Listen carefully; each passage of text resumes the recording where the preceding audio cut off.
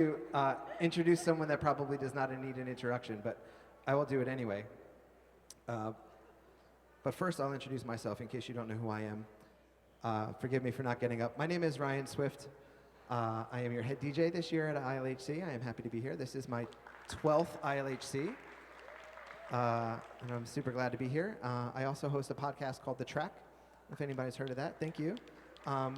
But they're conversations with swing dancers and musicians, and it's one of the favorite things that I get to do is talk to swing dancers, modern swing dancers, young swing dancers, and living legends like this person on my left, who I will introduce right now. Sugar Sullivan was part of the third generation of Savoy Lindy Hoppers. She was instructed in tap by Buster Brown at age 7. Started her career as a performer, choreographer, teacher, and professional dancer at the age of 9. I don't know what you were doing at 9, but that's not what I was doing. She was seduced by Lindy Hop in 1944 and won the Harvest Moon Ball in 1955. Toured the United States and Canada for 15 years with Sonny Allen and the Rockets in a song and dance review. So I would please like ILHC to give a warm welcome to the lovely Ms. Sugar Sullivan. Thank you, thank you, thank you. So Sugar, thank you for joining us. You're welcome. I will start with an easy one, an easy question for you, and we'll take questions at the end. So if you've got a question for Sugar that you think of, just jot it down and we'll call out. But Sugar, can you just tell me where you were born and where you grew up? I was born in Harlem, New York, and I was raised in Harlem, New York. I didn't leave New York until, I guess, in the 90s. I moved to Florida. That's what most New Yorkers do. Yeah. After a while. You know, the cold started getting in your bones. That's what my family did. That's what we all do. That's what ran me out of there, the cold and the snow. So, how did you start dancing at the age of 7 with Buster Brown? Tell me how that started. Did you have a passion for dance that early on? Well, I was going to dancing school, taking tap and singing, and he was friends of my mother's, because my mother used to feed entertainers. She was always friends of show people. She loved show people. She was a dancer at one time, but she said when I was born, I spoiled that, so she had to stop dancing. I just totally messed up her stomach. But she loved show people, so she always would feed them or loan them money if they had to get their tap shoes or the tuxedo out of Hark or something like that, which means pawn shop, you know. Yeah, so, but they would come to the house, and we became very good friends to the 3 Speed Kings, which Buster was a part of.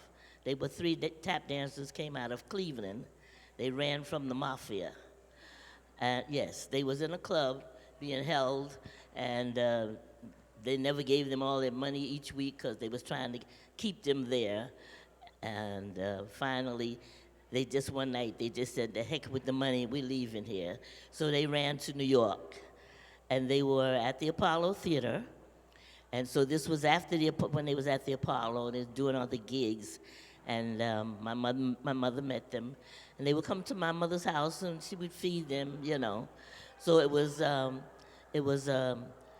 Sylvester Luke, Buster Brown, and Lamont was the other guy. He just had one name.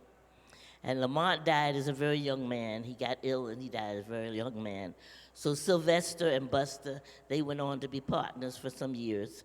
And then when Sylvester passed away, Buster just kept right on tap dancing by himself and performing.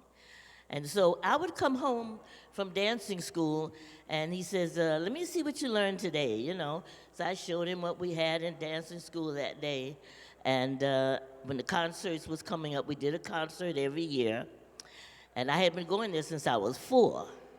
So when the teacher gave me my song, and I came home and showed him, the teacher had started teaching me my dance routine to go with the song. And he said, well, let's forget about that. let me show you this. Try this with this phrase of the song. So that's the way it went every Saturday. I got a lesson at the dancing school, and then I got a lesson at home. So the night of the concert, of course, I did Buster's routine. And my teacher said, I loved your routine, you know. You did it, it was great, you know. Okay, fine, you know. So the second year, same thing happened. The third year, she said, here's your song. I'm looking forward to seeing your routine. So after that, that went on for a couple of years, and finally Buster told my mother, stop spending your money sending her to dancing school. So by the time I was 9, I started doing gigs, tap dancing, for my grandmother's socials, you know, that she would have, her tea parties, her little gatherings at the Elks Home and different organizations that she belonged to. So I was doing Buster's dance routines, you know, yeah. What kind of music were you dancing to? Jazz, of course. I don't know. It could have been. I don't know. Yeah. Do you remember the songs? Do you remember what songs they were? No. No? I can tell you the one that I had at dancing school the first year. Any Umbrellas Today was the name of the song. Any Umbrellas Today? That was the name of the song. I'm going to go play that tonight, see what you Yeah, break out. Any Umbrellas Today, yeah. Amazing. So then you were tapping around. Was that mostly in Harlem that you were doing Yes, those gigs? Yes. And on Saturday mornings, to make my movie money, I would go to the record shop in our neighborhood. And I have on my little costume, and I had talked with the guy, and I said, I just want to do a little tap dancing outside your store, you know, like in the doorway on Saturday mornings to make my little movie money. So he said, no problem, because they was blasting music. So I would get out there and tap and have my little hat down there, and I made my movie money for the week. Oh, yeah. Yeah. That's amazing. So speaking of movie money, this is a perfect segue. I think, because I've heard you tell this story before, but I don't know if everyone here has heard it. Can you tell me about the first time you saw Lindy Hop and how that caught your eye? Oh, yes, yes. Well, I was a movie buff, you know, especially musicals. And when I was at that age, when I was a teenager, musicals, they showed them a lot. So I would go to the movies on Saturday afternoon, Sunday afternoon, after school, you know, and you could stay in the movies all day as long as the matron was on that worked there. And when she got off at 6 o'clock, she cleared her area because that's where you had to sit. So I would be in the movies, and this musical was playing this particular week, and it was Hellzapoppin'. And my boyfriend and I went to the movies and saw this dance sequence, you know, and by then my tap was getting old to me. I had to kind of like slacked up doing it. I was doing it at the teenage canteen I went to, which was called a Pepsi Cola Club. And I wanted something else to do in the show that we would have there every month. So I said, I told him, I said, I think we should try this. He said, you crazy? Look how they're throwing those girls around and through the legs. And I said, oh, come on, be adventurous, you know. You can do it, you know. So we would study those numbers. We sit there all day until the lady put us out. And then we would go to Central Park and find a secluded spot on the grass somewhere, and we would try to figure out what these people were doing. So when they had the shows at the Pepsi Cola Club, instead of doing my little tap, singing my little song, him and I would do our Lindy in the show.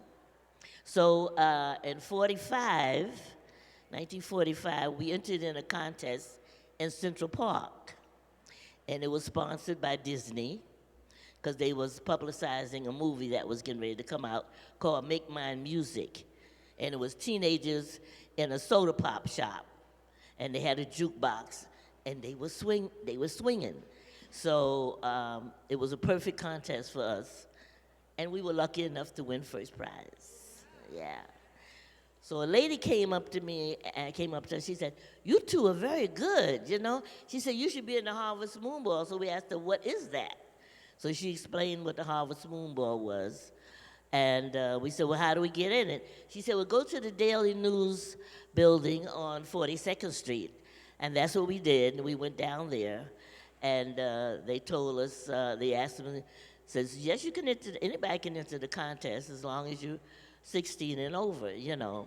Says, where do you live? So we said, we live in Harlem. So the gentleman said, well, they already had the preliminaries. You had to enter in the preliminaries in order to make it. And if you were placed in the preliminaries, then you was able to dance in Madison Square Garden in the finals. So he said, but you can dance at Roseland, since Harlem, Savoy already had their preliminaries. But the Roseland's preliminaries is coming up, so you can dance there. So we said, oh, that'll be great, you know. So they told us where Roseland was, you know. So we went down to Roseland and signed up for it. And we were kind of nervous about it because at that time there was still black and white problems going on. And Roseland was an all-white ballroom at that time. And there was 3 ballrooms in the contest: the Glen Allen Casino, Savoy Ballroom, and Roseland Ballroom. So Glen Allen was in Long Island, and that was all white. Roseland was all white, and Savoy was the only one where black dancers would participate. And sometimes they would also have white dancers at the Savoy. So we went down that night, and we danced in the contest, and we came in second, but it was never recorded. It wasn't even in the paper that night, you know. They said they just had participants that made the finals for the Harvest Moon Ball, and they didn't list like first, second, or whatever, you know. I don't even know if our name was second. It might have been out in the paper, but it didn't say first, second, or anything like that. Yeah. So that's how we got into the Harvest Moon Ball. Harvest Moon Ball. Yeah. I want to ask you a lot about the Harvest Moon Ball since we're here at a competition weekend, but I want to go back in time just a little bit. Can you... I remember when I first started dancing, I watched a couple of movies, and I was trying to figure out what they were doing on the screen, but I had the ability to pause it and rewind it and watch it many times in a row, and I didn't watch the whole musical. Right, I watched that 1-2 minute clip. Yeah. How did you, and do you remember what movie theater it was? No, it was 116th Street and 7th Avenue. That I know. So, but you would sit there all day, and you would watch the movie and wait for that. in order to see clip. that segment. Did you, before you went down to Central Park, did you take notes? Did you write things down, or was it just all Just trying to remember, memory? you know. He would try to remember things, you know, and like we would it ran for more than a week.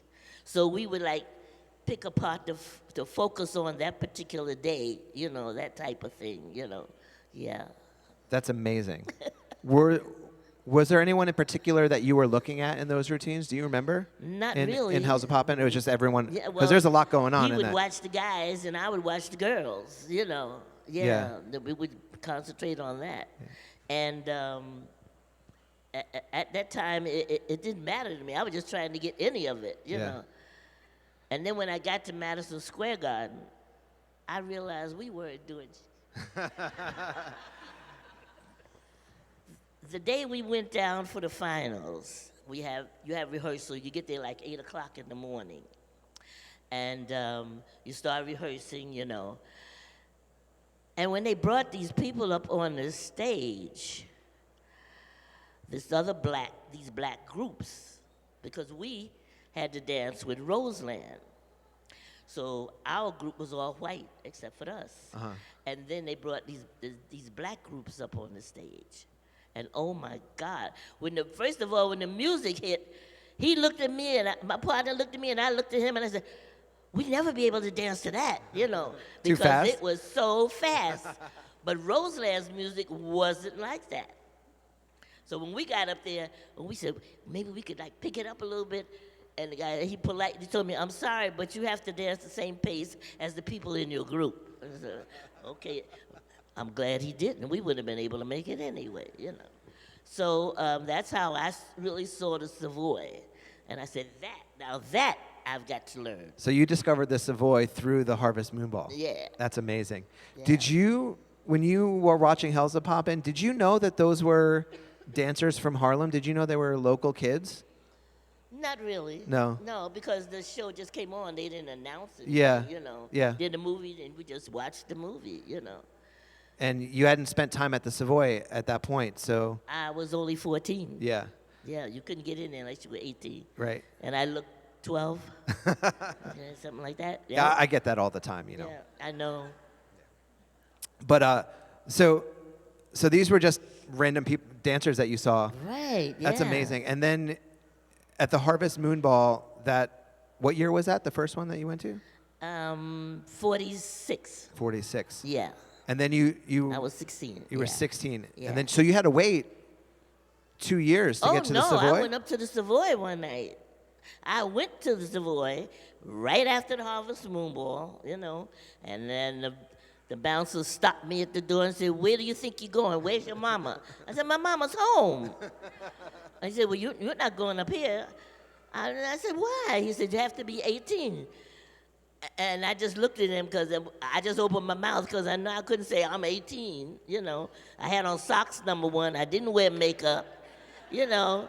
And here I'm looking like I'm 12, really, you know. So he says, "Come back when you're 18. I told him, "Okay." So I went back when I was 18 with my birth certificate in my hand, okay? And that night, "Where you go?" "I'm going upstairs." "See?" He said, "Okay." I don't believe it, but okay. And after that, I was there every night. What was it like going into the Savoy that first night? It was magical. It was magical because the only ballroom I had been in was Roseland. I went in the Savoy in the daytime, which is quite a difference. They had like a teenage Saturday or something where dancers could come, and so they came from all over the city. We went there, but it wasn't that many people, you know. Even that wasn't that many people. They had a live band, and I saw it like that. But to see it at night, you know, because outside it's bright in the daytime. At nighttime, it's nighttime outside, you know, and you see all the bright lights in the ballroom, and the big bandstand with the two bands on it, because there was two bands on the bandstand. That's how big the bandstand was. It accommodated two bands at one time. So to see all that at nighttime, I mean, it was magical, and the floor was full of people. You know, oh my God. They said the floor bounced. Did you see That's everybody? what they said. I never felt it. No? No, I'm too busy. Dancing? You were making it bounce. Yeah, too busy dancing. I pay no attention to the floor. What was your impression of the dancing that you saw at the Savoy at that time? I didn't think I'd ever be able to learn it. I didn't think I'd ever be able to do it, not as well as they did, you know. But once you got into it, you know, you lived to go there every night, yeah. I'm curious. You were a little bit of a later generation than some of the like Whitey's, Lindy Hoppers, and the earlier dancers. Yes. Did they? And a lot of them had moved on, or most of them had moved on at that point. Right, definitely. Did they still have a legacy at the Savoy? Did people talk about them? Did people yes. know about them? Yes. And They did. They really did. And well, when they started coming up, that's when I realized, I found out these were the people that I watched in Hell's a Poppin'. They said, you know, these Whitey Lindy Hoppers are here, you know, Frankie Manning, Norman Miller, and Al Mims, and I said, oh my God, that's the people that was in the movie that I saw, you know. And they would come up like on a Monday night now and then. The guys would come up. Not many of the girls, maybe like two of them. One was named Esther. I knew her name because I admired her footwork. So they would come up, and we would just stand and, you know, be amazed to watch them. And somebody said, you know, if you stand inside the circle, they grab the girls sometime, you know. So that's what we would. By the time they started coming up, I felt very confident. So I would stand in the circle, you know. I danced with Frankie, I danced with Al Mims, I danced with Leon, you know. And that was great. That was really great, yeah. Was it intimidating? No, No, I was anxious to dance with them, because I knew what accomplished dancers they were. Yeah. I was dancing with them to see what I could learn. Yeah. Yeah. So one thing I'm also a little curious about is they have this legacy and they're inspiring to watch. And as a kid, you're seeing them on the movie screen, you're meeting them in person. But you have been dancing. You danced at the Savoy for a long time after that first time you Right. were there Yeah. till it closed. Was it a conscious thing for you to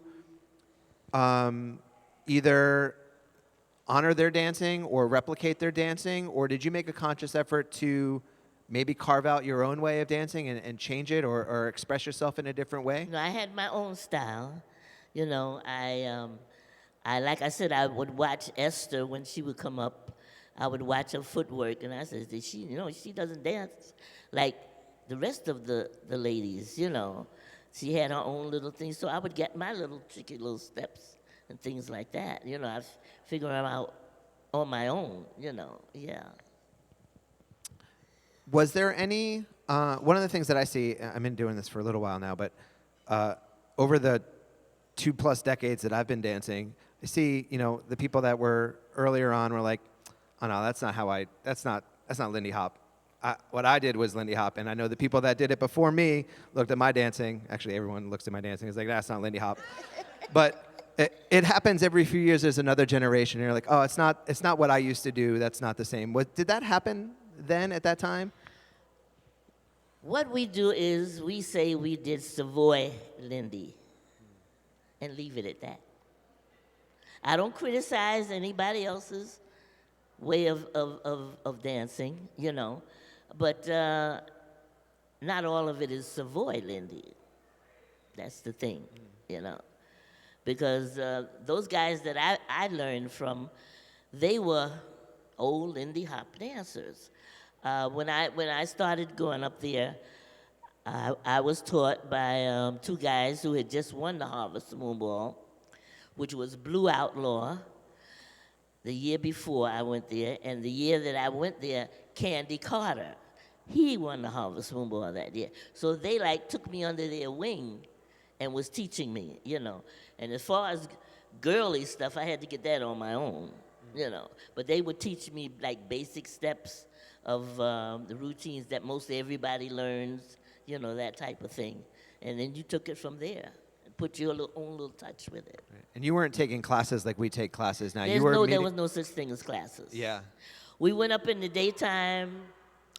The regular people that dance at night, they would come up and help us. We'd be up there trying to figure out steps and things like that, and they would come up and help us. But there was no classes. There was a couple here and a couple over there, and somebody's around the corner here because they don't want you to see what they're doing, that type of thing, But that's what we did. Yeah, there was no classes. So someone would just pull you aside and they'd be like, do it like this? They see you trying to do something, and they come over and they says, well, you're trying to do over the arm. Let me show you how that goes. That type like that. And when we would learn the floor routines, like the stops, the Savoy stops, they would see us trying to do it, and they come over and just help us, yeah. Or we would ask somebody, could you show me the stops? I said, sure, no problem. And they would do it. Yeah, okay. Could you do it one more time? That type of thing. There was no class. So you got it as you got it. Yeah, that was the way it went. They would stop you if they saw you doing it wrong. Because they know when they announce the stops at the Savoy that night, you're going to get out there and look stupid. And they didn't want you to make them look stupid, Everybody knew it. Yeah. Well, everybody that was regulars up there. Yeah, the ones that got in with the free card and everything, because we had ID cards and stuff like that to get in. Oh, that's super cool. Just a free pass? We had a gold card with black writing on it. How did you get that? You had to earn it. I would be paying every night. You had to earn it with your skills. Does someone just pull you aside one night and be like, you got the golden ticket? Some people had to ask them, Mr. Buchanan, don't you think it's time I got a card to get in for free? Can I get a gold card, or that type of thing. And then at one point we got jackets. Uh-huh. We had the Savoy jackets, the green and gold jackets, So you had to earn all that. Yeah. I mean, it makes sense for them to let the good dancers in because everyone's going to come and watch you. Right. That's Lucky Millender's band, they had a bus that the band traveled in, and we would be up there practicing like sometime in during the summer when it was so hot, and he would say the band would be practicing or something, and he say, "Hey y'all, would y'all like to go to Coney Island, maybe dance on the beach?" And we say, "Yeah." He said, "Well, I got some free time. The band is finished practicing." He says, "I'll take y'all to Coney Island." So we would go to Coney Island, and we go out there on the sand and dance, and we have the people on the boardwalk watching us. And the band played? No. Oh, okay. No, we would just be out there dancing, and the people would stand on the boardwalks and watch us, and we'd be out there doing aerials and things like that. They got a kick out of that. Yeah. That's amazing. I couldn't imagine just showing up at the beach and Yeah. people throwing down on the boardwalk. Yeah. That's incredible. No, we would be on the sand. Oh, on the sand. And people Oh, they on would the- watch on it from the boardwalk boardwalk. would be watching, yeah. That's Yeah. amazing. So you danced at the Savoy that whole time and did you enter the Harvest Moon Ball? Did you try out for the Harvest Moon Ball every year? Every year, because I was trying to get that first prize. Uh-huh. When you won first prize in the Lindy Hop competition, you automatically, on the spot, became a professional dancer. Because that night, for your prize, part of your prize, you signed professional contracts. You got contracts to appear in nightclubs, and you always did at Sullivan's TV show. And then there was other, different theaters and things like that where live bands played. So you got signed contracts for that. So after that, you were a professional dancer. You could no longer enter in the Harvest Moon Bowl. So after you win, you're done. That's it. So that was 1955. Right. What was that day like at the Harvest Moon Ball? Like, what was the Harvest Moon Ball? How was it organized? Like, what did you do during that day? You just show up at Madison Square Garden and say, "I'm ready," and then they just throw you out on the dance floor? You had to be there at 8 o'clock in the morning, and you would start rehearsing, and they would, at a certain time, they would take us out to dinner. We would go to Mommy Leone's Italian restaurant, which was a very big, exclusive Italian restaurant in New York at that time. That was down near Madison Square Garden. So we would walk to the restaurant, and we would have dinner or whatever, and then we came back, and you got yourself together, you put your makeup on, and put your costume on, and you got ready for your performance when you hit the floor at 8 o'clock that night. That's a 12-hour day before you even start dancing. Right. That's amazing. Yeah. And what is a big crowd? The stadium was full. Madison Square Garden was full. There was not an empty seat ever. And a loud crowd? Or are they just politely watching? Yes. Well, because you had all these different categories in the contest. You had the Viennese waltz, you had rumba, you had tango. Later years, they put in the poker. You did, let me see what else. I just said Viennese waltz. Foxtrot? A foxtrot, yeah. Right. So that was all the beautiful gowns. Poker, you had to wear original poker dancing wear or whatever it is. Like lederhosen? But it had to be handmade. So the family or you or your mother, their mothers would make their costumes. But all those other dances, they were beautiful gowns, and the girls with their hair made up, and it was so gorgeous. And then we had our wild, crazy costumes. And you just threw down? Oh, yes. What? Yes. When they announced the Lindy Hop, the crowd would go wild. Everybody would stand up and scream. And she knows about it. My daughter was there, too. She was a dancer for some years.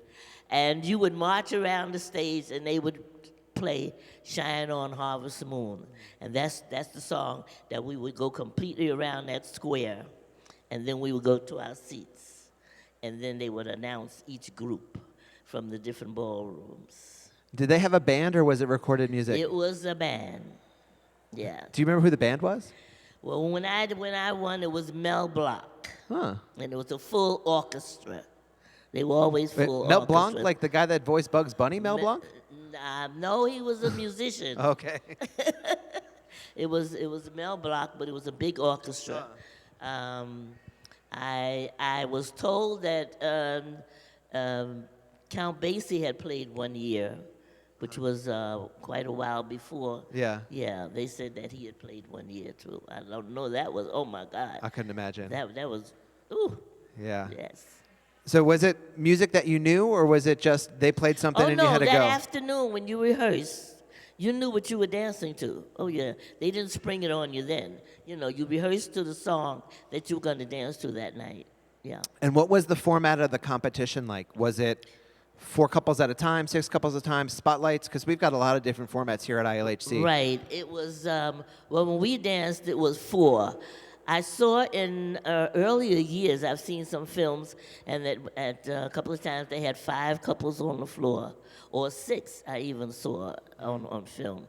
But we danced, it was 4. So they just said, here's our 4 couples. 4 couples. Go. This is the 4 couples from such and such a ballroom, and you'd hit the floor, and the music would strike up, and you dance, you know. And did you know when what you sat one place to go on the stage, and then when you came off, there was another section, different section that you sat in. Yeah. And was it just like 1 or 2 songs and then that was your night?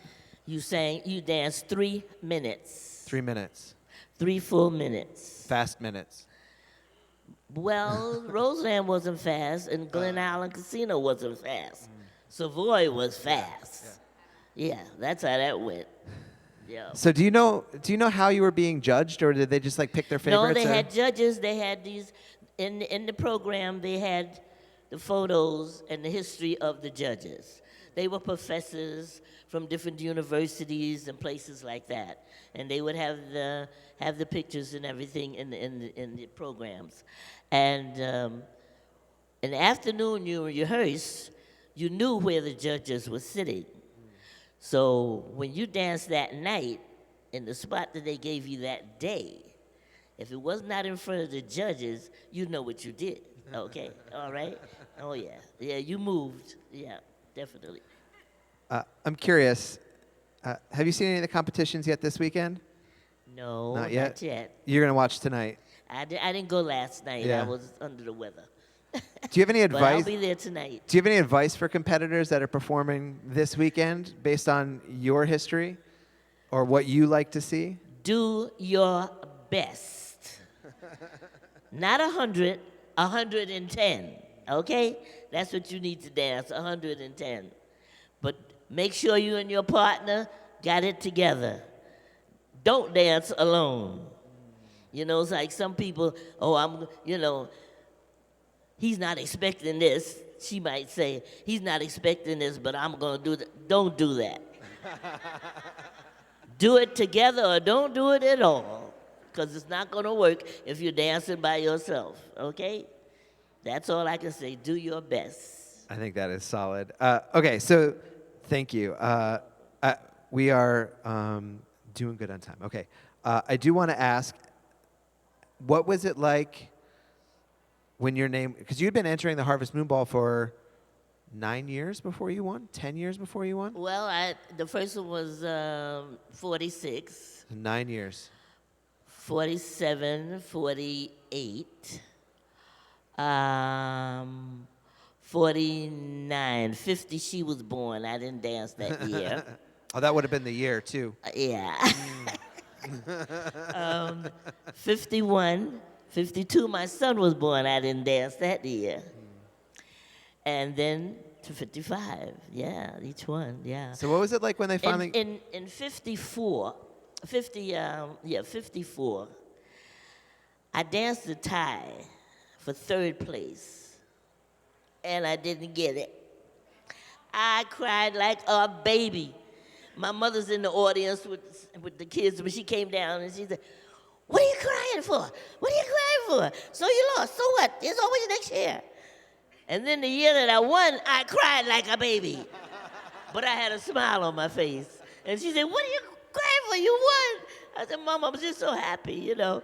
It was such a joy, but the tears was running, man. I was so excited, but so happy. Did you think it was going to finally happen? Did it feel different that year?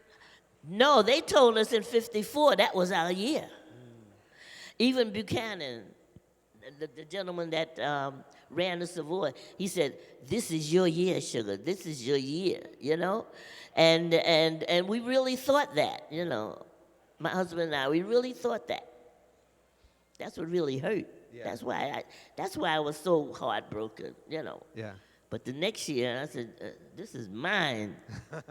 Yes, yes. Good. Well, I'm glad it happened that way, and you got it when you were driving your hardest. It sounds like. Oh yeah. You were dedicated.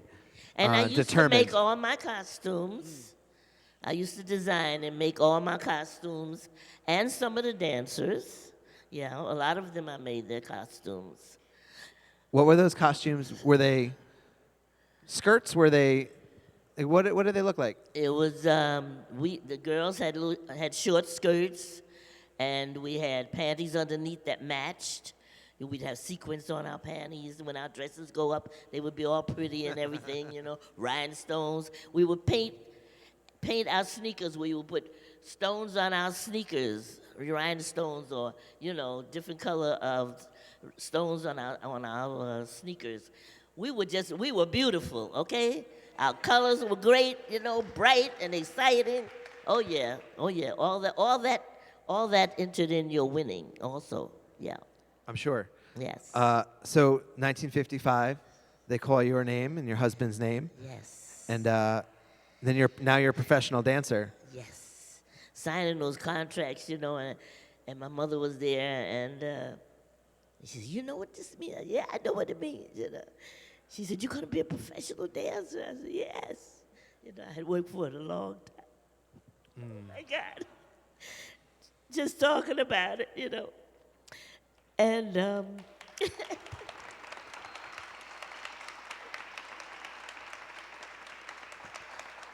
so we did the Ed Sullivan show.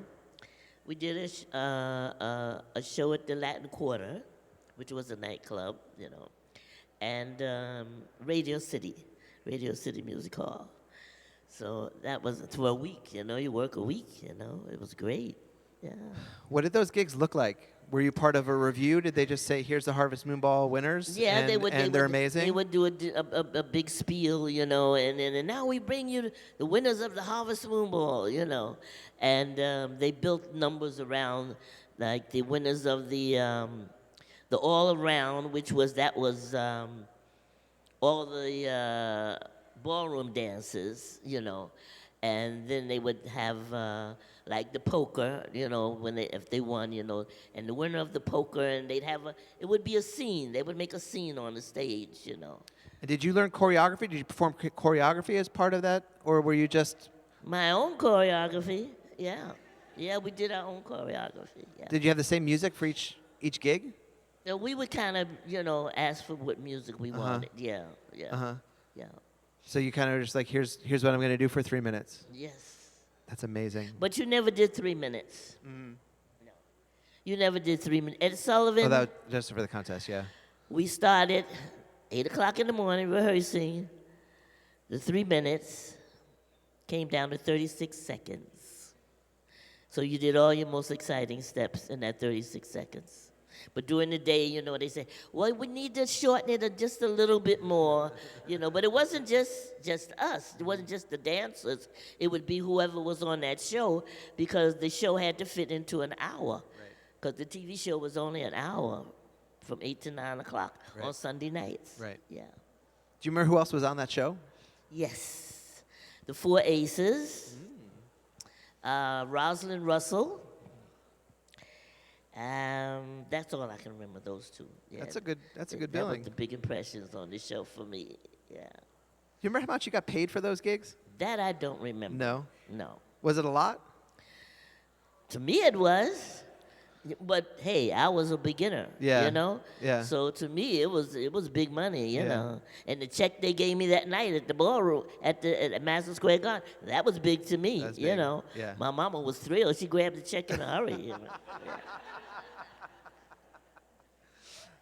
So then we're getting close on time, and I want to leave a couple minutes for questions. So I just want to ask about after that initial run of some professional gigs that you had a very long run performing with Sonny Allen. Just tell me about what that relationship was like. Well, and Sonny what won that- the Harvest Moon Ball in 1958. It was his first time trying, which very seldom happens, and he came in first. And so he said he wanted to put a review together. And he came to me and asked me, he said, I want to put a review together, and I would like for you to be part of it. He says, I know you tap dance. I said, yeah. He said, and I tap. He says, and what we're going to do is a lot of different dances, because when I go to book the show, I want to be able to tell the club owners or wherever I'm booking that we do more than just Lindy Hop. So he got 8 girls together. He said he wanted to put 8 girls together. And we were going to do tap, African, modern dancing, Latin, and close our shows with Lindy Hop. It ended up being 4 girls. We did a performance at Small's Paradise with the 8 girls, which came off terrific. And we stayed in Small's Paradise in Harlem for like 3 weeks. And then Will Chamberlain was the owner at that time. And he says, you all need to be down on Broadway, you know? And so Sonny started going around to agents downtown and trying to book us, but he couldn't book 8 girls. So he had to break it down to 4. So the 4 girls, my traveling partner now, which is Barbara Billups, she was Sonny Allen's partner, because in '58, when he won first, the guy she was dancing with, they came in 3rd. So I would open up, one girl would open up doing Lindy. She didn't know anything about Lindy. So it was comical, and it worked. It worked. And then my partner and I, which was one of the girls, and I was the flyer. So we would do Lindy Hop. She would throw me, and then Sonny and Barbara, they would come on after us, and then we'd all do a number together to finish it up. Yeah. So you were doing tap and African and modern.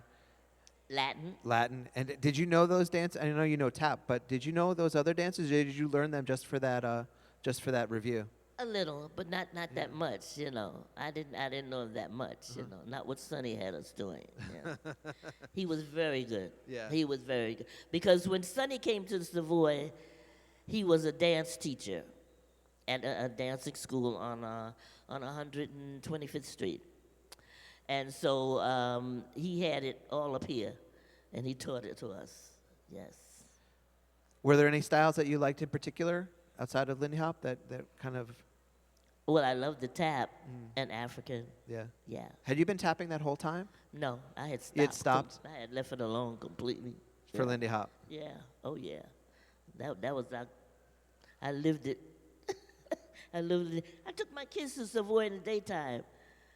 The babies, they were running around the floor. She can tell you, they were running around the floor. That's where they played while we were practicing. And incidentally, my daughter, with her partner, won 2nd and 3rd in the Harvest Moon Ball. My son also won 2nd and 3rd in the Harvest Moon Ball. And he became the best dancer on roller skates in New York, because he started doing Lindy Hop on roller skates. That's what he did with his partner. That's actually how I broke my leg. Really. Yeah. That's a better story. I don't want to tell anybody. They're all better stories than what really happened. I I got a couple more questions for you before we get to the audience questions. So, one thing I wanted to ask you about, you talked about the Savoy and having your family at the Savoy. One thing I don't hear a lot of stories about is when the Savoy closed Oh, in 1958. yes. What was the community's? That was a hoax. We were told that the Savoy was going to close, and they were tearing it down to build a bigger Savoy ballroom. That's the story we were told. So it was not a sad night on the last night in 1958. It wasn't sadness. We were rejoicing. Everybody came out, people that had stopped coming to Savoy. Hey, it's the last night. We got to go, and it was a big night. And nobody was sad. We were sad because we think we'd be without it for a while, but not completely without it, And after that, that was it. There was no more talk of Savoy.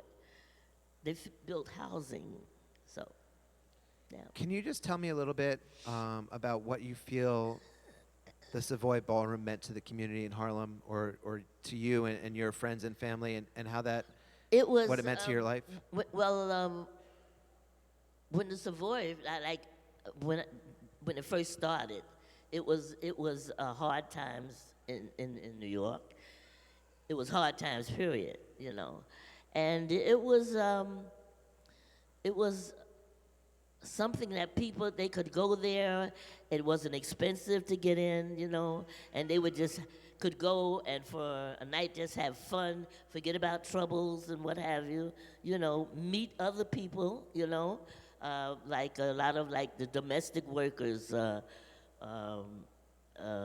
Pullman porters, all those kind of people. They would come, they would meet girlfriends, they would meet people, make friends, relate new relationships, A lot of marriages came out of people that they met each other in the Savoy Ballroom, that was a lot. And a friendship, we made friends. Barbara and I met back in the 50s. And here it is, 2019. Almost 2020. Yes. It's a long time. She left dancing for 30 years. But we were still friends, And same thing with Sonny. We're all still friends, yeah. And there's a couple of people that's still around that lives in Harlem that used to go to Savoy. They used to dance with us. Yeah. There's not many that's still alive, but there's a couple. Yeah. Amazing. All right, I do want to open up the floor to some questions because I think some folks are going to have questions. But first, I want to, before we even get to the questions, I just want to say thank you to Sugar Sullivan for sharing these stories. You're very welcome. I love talking about my favorite dance. We love listening. Before we open the floor, I'm also just going to take this opportunity in talking about the Savoy to remind everybody that there is a swing dance museum that is open today and tomorrow and Monday. And there is a ton of incredible memorabilia from the Savoy Ballroom. There's an exhibit on Shorty George Snowden. And there's footage and photographs and all sorts of incredible things. Al Mims. And Al Mims, yep. Yeah, there's a whole table of stuff about Al and pictures. And I just want to encourage everybody. It's just around the corner. So when we're done here, just go and make a right and go check it out. It's incredible. So go check that out. And I wanted to not forget about that. So now I will see if we've got any questions in the audience for Sugar, and we'll get them answered. I say, sing. Yeah, go ahead, sing.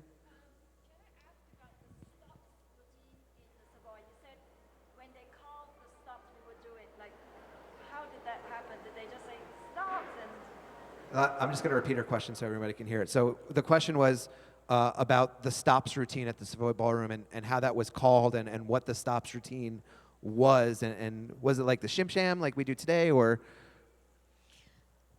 Not exactly. A Shim Sham, they would announce it, We would it would circulate among us, among the dancers, you know, and someone had already spoken to the band, you know, when you play such and such a song, we're going to do a dance routine, you know. So, and then it would be maybe 6 couples, 8 couples. We get on the floor, you know, or 4 of us, you know. It wouldn't have to necessarily be all of us. And we would get out there and we do the stops routine, yeah. Because there was the first stops and the second stops, and we would do the routine. It was 2 different routines? Yes. And only some people knew that was routines. No, all the regular dancers knew regulars it. We all learned it. Yeah, just like everybody that comes to Savoy learned shim sham. Well, the regular dancers, we would learn the stops. We would use it in our routines. We would break it up, take steps from it, you know, that type of thing. Yeah. Was there a particular song you liked doing that to? I can't remember a song that we no, you know, not really. So it was flexible. Yeah. Cool. Yeah. Question over here.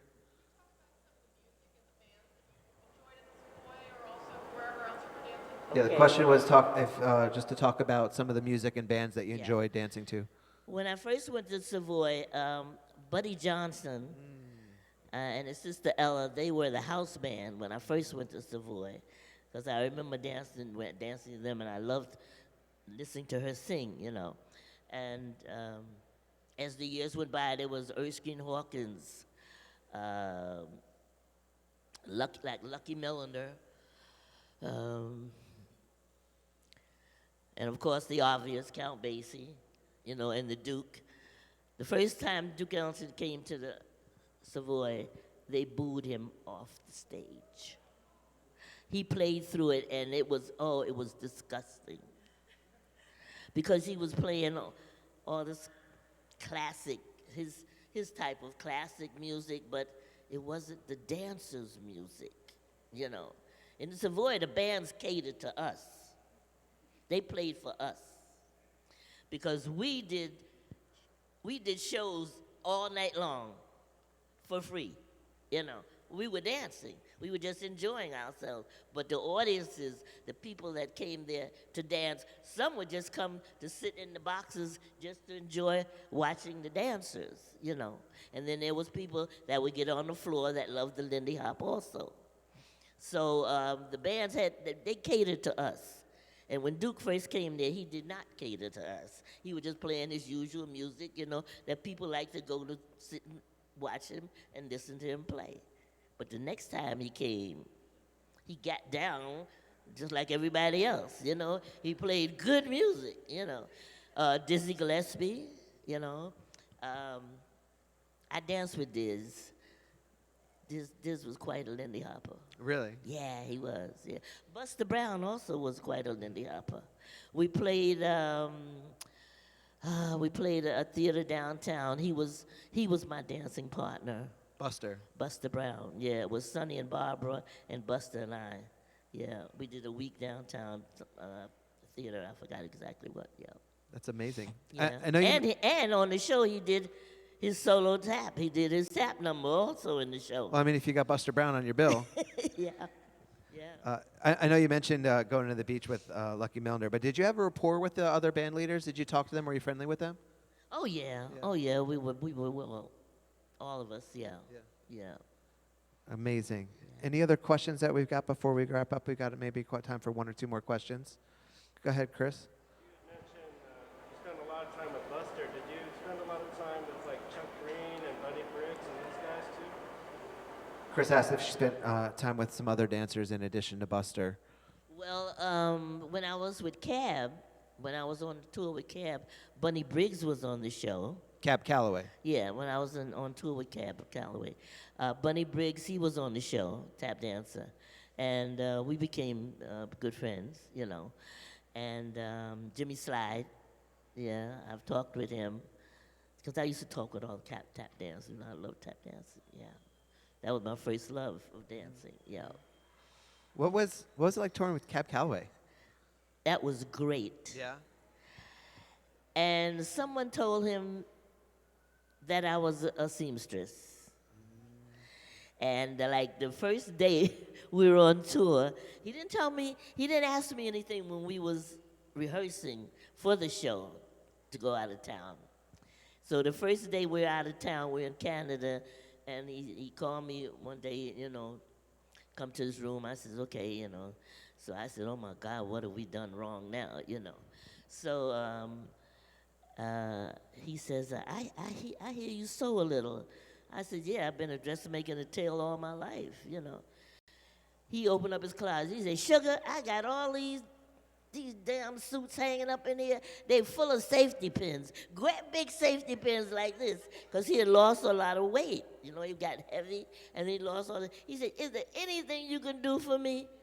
I said, Cab, by the time you go home, all of these pants are going to fit you. He said, oh, you for real? I said, yeah. So the whole time we were on tour, my spare time, I was taking in his pants and making them fit him. Once an organizer figures out that you're good at something, oh yeah, something look else, out. right? Don't let Tina Morales know that you're good at something. You'll be hemming pants. That is amazing. I think we have time for maybe one more question if there is one. No, everyone's all good. All right, we are actually right on the money, 12:10. Oh, okay. So I want to please ask everyone to give a huge round of applause for Sugar Sullivan.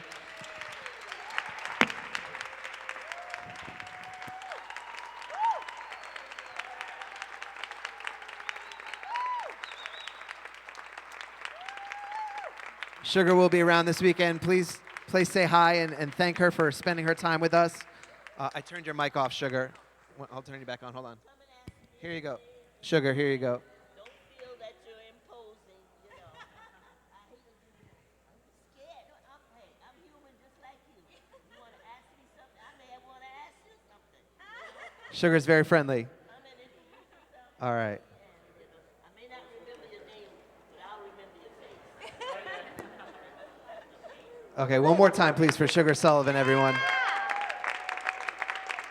Like I said, don't forget, go check out the Swing Museum right around the corner. And there's also the fashion show and tea party here in 2 hours right here in Skyview. And competitions later tonight. Thank you all for coming out to ILHC. We will see you later.